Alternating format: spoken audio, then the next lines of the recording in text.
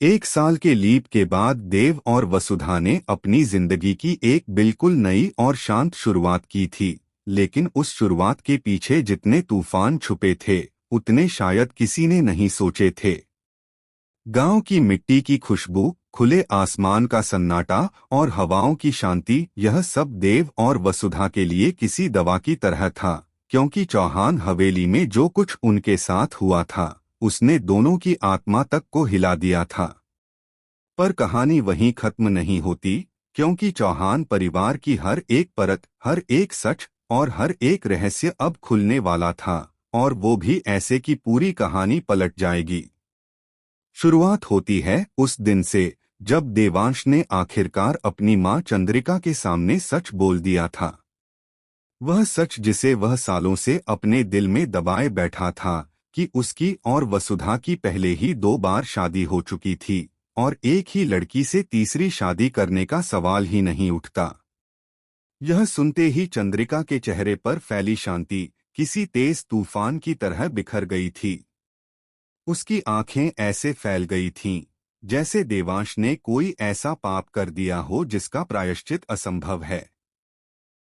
तूने तूने मुझे क्यों नहीं बताया? चंद्रिका की आवाज कांपी हुई थी, लेकिन उसमें छुपा गुस्सा हर शब्द को आग की तरह जला रहा था। देव शांत खड़ा रहा, लेकिन वसुधा उसके पीछे सिमटती जा रही थी। चंद्रिका आगे बढ़ी और बिना किसी हिचक के दोनों का हाथ पकड़कर घसीटने लगी। मेरे घर में तुम्हारी कोई जगह नहीं है।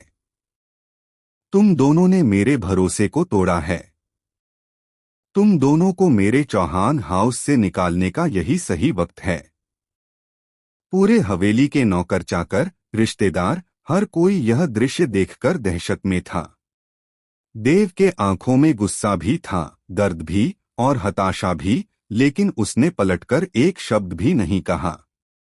वह जानता था कि चंद्रिका के गुस्से का कोई अंत नहीं होता, और अब जो होने वाला था वह रोक पाना उसके बस में नहीं। लेकिन वसुधा, वह तो चंद्रिका के हर शब्द से टूट रही थी।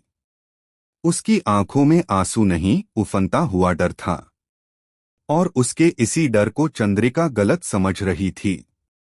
रो मत, ये सजा तुम्हें देनी ही पड़ेगी, चंद्रिका चिल्लाई। देव और वसुधा को हवेली से बाहर निकालकर गेट बंद कर दिया गया। लोहे का भारी गेट जब बंद हुआ तो उसकी आवाज ऐसे गूंजी जैसे किसी ने उनकी जिंदगी पर अंतिम मुहर लगा दी हो। उस रात देव और वसुधा गांव की ओर निकल पड़े। शहर की